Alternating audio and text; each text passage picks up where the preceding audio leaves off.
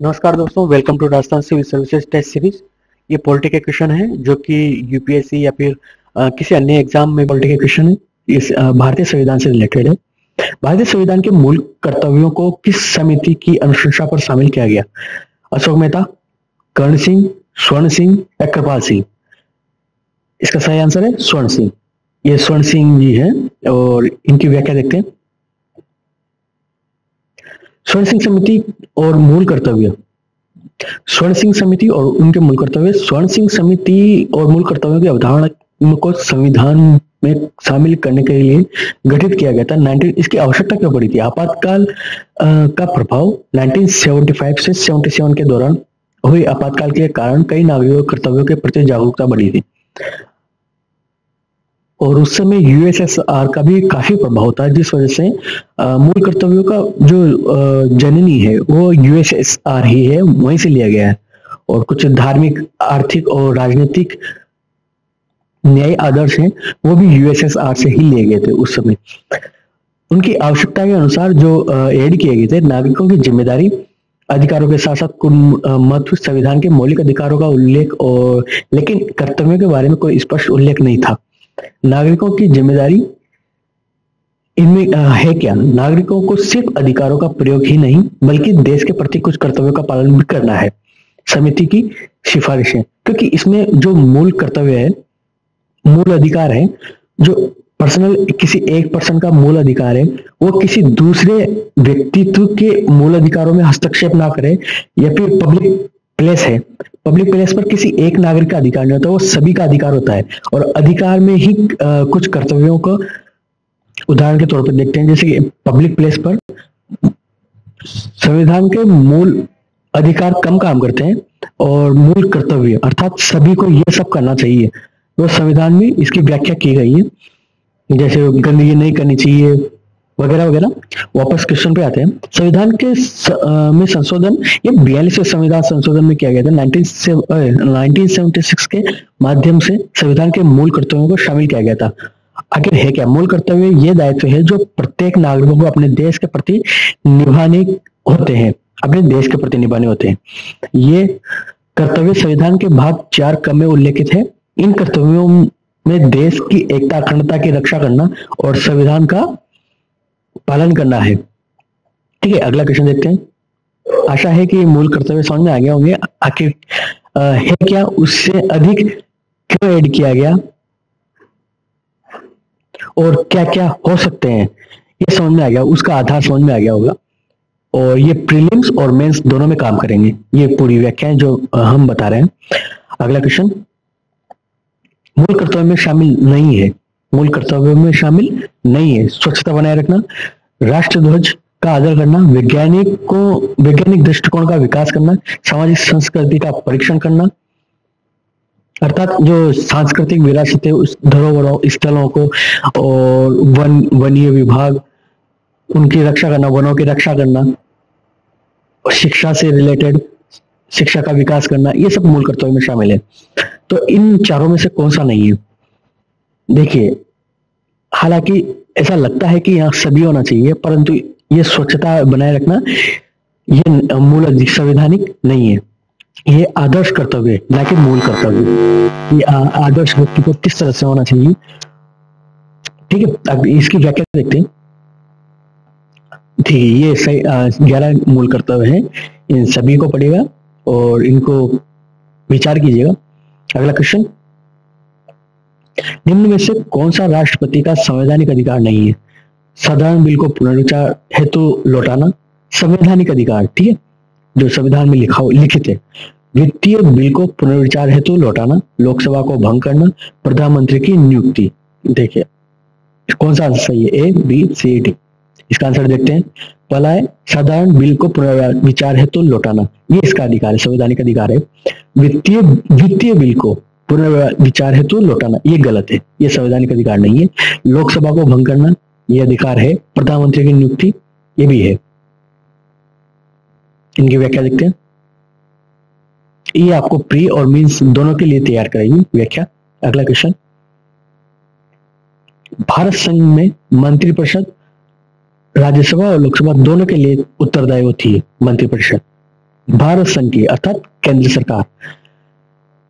कथन एक, इसका कारण है लोकसभा और राज्यसभा दोनों के सदस्य संघीय सरकार के मंत्री बनने की पात्रता रखते हैं। कथन एक सही है, दूसरा सही है, दोनों सही है या दोनों गलत है, या कथन एक कारण की व्याख्या करता है या व्याख्या नहीं करता, इसमें कौन सा आंसर है? देखिए इसका आंसर देखते हैं। कथन भारत संघ केंद्र सरकार के मंत्रिपरिषद लोकसभा और राज्यसभा, नहीं राज्यसभा नहीं, उत्तरदायी नहीं होती है। ठीक है, तो ये कथन तो गलत है। लोकसभा और राज्यसभा दोनों के सदस्य संघीय सरकार में मंत्री बनने की पात्रता रखते हैं, ये सही बात है, दोनों सही, ये सही है, ये गलत है। इसकी व्याख्या। अगला क्वेश्चन,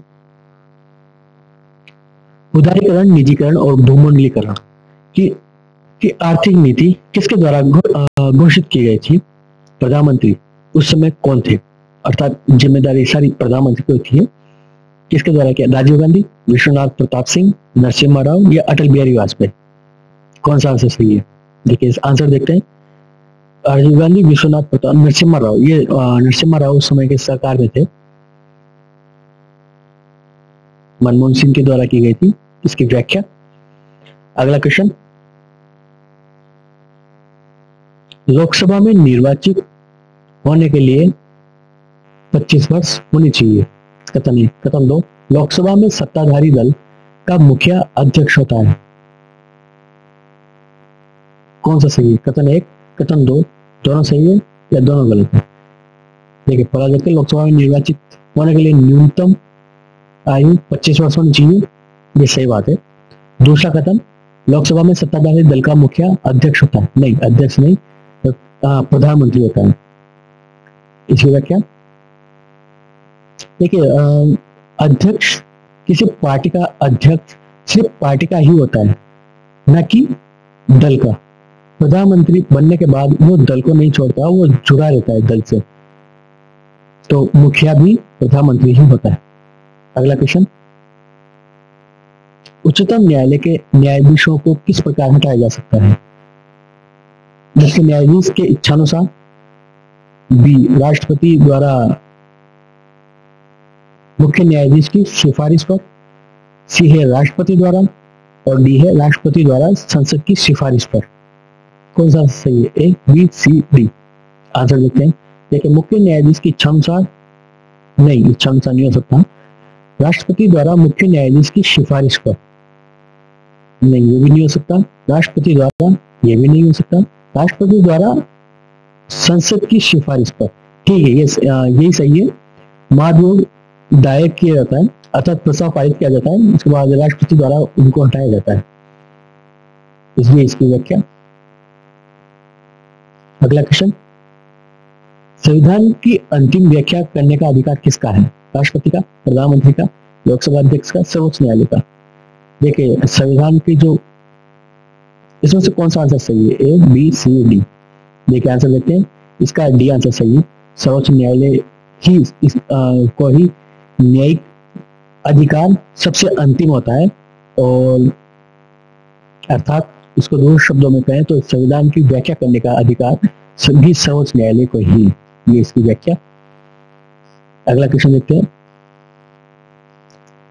निम्नलिखित कथनों पर विचार कीजिए। न्यायमूर्ति वी.आर. कृष्णा अय्यर PIL के प्रजनकों में से एक थे। अर्थात PIL जब यह PIL किसी साधारण व्यक्ति द्वारा भी की जा सकती है, ईमेल द्वारा भी हो सकती है, दायर हो सकती है।